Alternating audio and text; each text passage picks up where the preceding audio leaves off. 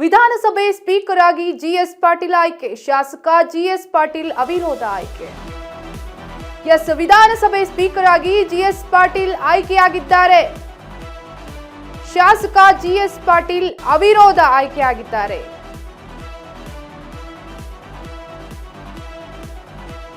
ಶಾಸಕ ಜಿಎಸ್ ಪಾಟೀಲ್ ರೋಣ ವಿಧಾನಸಭಾ ಕ್ಷೇತ್ರದ ಶಾಸಕ ಆಗಿದ್ದಾರೆ. ವಿಧಾನಸಭೆ ಸ್ಪೀಕರ್ ಆಗಿ ಆಯ್ಕೆಯಾಗಿದ್ದಾರೆ. ಬಿಜೆಪಿ ಜೆಡಿಎಸ್ ಅಭ್ಯರ್ಥಿ ಹಾಕದ ಹಿನ್ನೆಲೆ ಆಯ್ಕೆಯಾಗಿದ್ದಾರೆ. ಅವಿರೋಧವಾಗಿ ಆಯ್ಕೆಯಾಗಿದ್ದಾರೆ ಜಿಎಸ್ ಪಾಟೀಲ್. ಜಿಎಸ್ ಪಾಟೀಲ್ಗೆ ವಿಪಕ್ಷ ನಾಯಕರಿಂದ ಅಭಿನಂದನೆ ಸಿಕ್ಕಿದೆ. ಹಂಗಾಮಿ ಸ್ಪೀಕರ್ ಟಿಬಿ ಜಯಚಂದ್ರರಿಗೂ ಧನ್ಯವಾದವನ್ನ ತಿಳಿಸಿದ್ದಾರೆ. ಟಿಬಿ ಜಯಚಂದ್ರಗೆ ಧನ್ಯವಾದ ತಿಳಿಸಿದ್ದಾರೆ ಸಿಎಂ ಡಿಕೆ ಶಿವಕುಮಾರ್. ವಿಧಾನಸಭೆ ಹೊಸ ಸ್ಪೀಕರ್ ಆಗಿ ಜಿಎಸ್ ಪಾಟೀಲ್ ಆಯ್ಕೆಯಾಗಿದ್ದಾರೆ. ಅವಿರೋಧ ಆಯ್ಕೆಯಾಗಿದ್ದಾರೆ. ಯಾರದ್ದೇ ವಿರೋಧವಿಲ್ಲದೆ ಆಯ್ಕೆಯಾಗಿದ್ದಾರೆ ರೋಣ ವಿಧಾನಸಭಾ ಕ್ಷೇತ್ರದ ಶಾಸಕ ಜಿಎಸ್ ಪಾಟೀಲ್.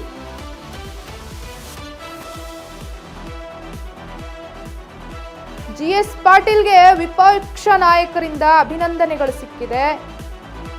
ಇನ್ನು ಹಂಗಾಮಿ ಸ್ಪೀಕರ್ ಆಗಿ ಟಿಬಿ ಜಯಚಂದ್ರರಿಗೂ ಧನ್ಯವಾದಗಳನ್ನ ತಿಳಿಸಿದ್ದಾರೆ ಡಿಕೆ ಶಿವಕುಮಾರ್.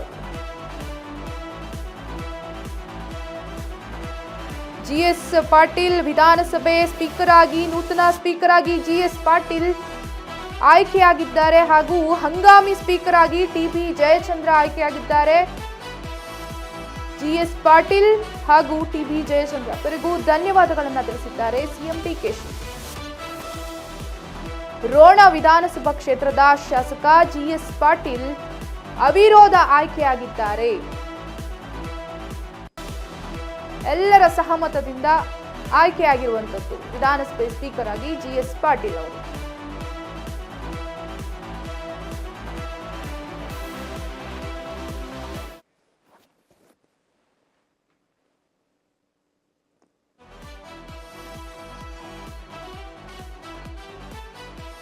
ಟಿಬಿ ಜಯಚಂದ್ರ ಅವರಿಗೆ ಅಭಿನಂದನೆಯನ್ನ ತಿಳಿಸಿದ್ದಾರೆ. ಹಂಗಾಮಿ ಸ್ಪೀಕರ್ ಆಗಿ ಆಯ್ಕೆಯಾದಂತ ಟಿಬಿ ಜಯಚಂದ್ರ ಅವರಿಗೂ ಧನ್ಯವಾದಗಳನ್ನು ತಿಳಿಸಿದ್ದಾರೆ ಡಿಕೆ ಶಿವಕುಮಾರ್. ವಿಧಾನಸಭೆ ಸ್ಪೀಕರ್ ಆಗಿ ಜಿಎಸ್ ಪಾಟೀಲ್ ಹಾಗೂ ಹಂಗಾಮಿ ಸ್ಪೀಕರ್ ಆಗಿ ಟಿಬಿ ಜಯಚಂದ್ರ ಆಯ್ಕೆಯಾಗಿದ್ದಾರೆ.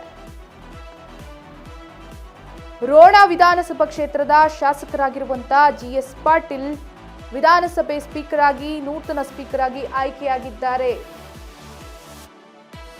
ವಿಪಕ್ಷ ನಾಯಕರುಗಳು ಸಹ ಅಭಿನಂದನೆಯನ್ನ ತಿಳಿಸಿದ್ದಾರೆ ಜಿಎಸ್ ಪಾಟೀಲ್ ಅವರಿಗೆ.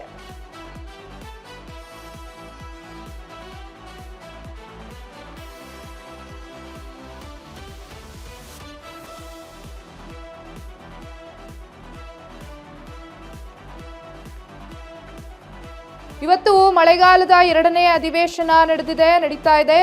ಅಧಿವೇಶನದಲ್ಲಿ ಸ್ಪೀಕರ್ ಆಗಿ ಜಿಎಸ್ ಪಾಟೀಲ್ ಆಯ್ಕೆಯಾಗಿದ್ದಾರೆ. ವಿಧಾನಸಭೆ ಸ್ಪೀಕರ್ ಆಗಿ ಜಿಎಸ್ ಪಾಟೀಲ್ ಹಾಗೂ ಹಂಗಾಮಿ ಸ್ಪೀಕರ್ ಆಗಿ ಟಿಬಿ ಜಯಚಂದ್ರ ಆಯ್ಕೆಯಾಗಿದ್ದಾರೆ.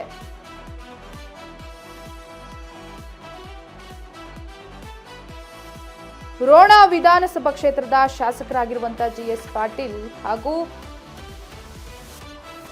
ಪಾಟೀಲ್ ರೋಣ ವಿಧಾನಸಭಾ ಕ್ಷೇತ್ರದ ಶಾಸಕರಾಗಿರುವಂತಹ ಜಿಎಸ್ ಪಾಟೀಲ್ ವಿಧಾನಸಭೆ ಸ್ಪೀಕರ್ ಆಗಿ ಆಯ್ಕೆಯಾಗಿದ್ದಾರೆ ಹಾಗೂ ಹಂಗಾಮಿ ಸ್ಪೀಕರ್ ಆಗಿ ಟಿಬಿ ಜಯಚಂದ್ರ ಅವರು ಆಯ್ಕೆಯಾಗಿದ್ದಾರೆ. ಇಬ್ಬರಿಗೂ ಧನ್ಯವಾದಗಳನ್ನು ತಿಳಿಸಿದ್ದಾರೆ ಸಿಎಂ ಡಿಕೆ ಅವರು ಅಭಿನಂದನೆಯನ್ನ ತಿಳಿಸಿದ್ದಾರೆ.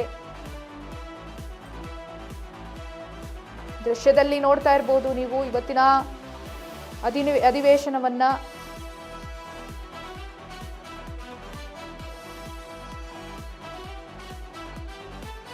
ಅವಿರೋಧವಾಗಿ ಆಯ್ಕೆಯಾಗಿದ್ದಾರೆ ಜಿಎಸ್ ಪಾಟೀಲ್. ವಿಪಕ್ಷ ನಾಯಕರಿಂದಲೂ ಸಹ ಅಭಿನಂದನೆ ಸಲ್ಲಿಕೆಯಾಗಿದೆ.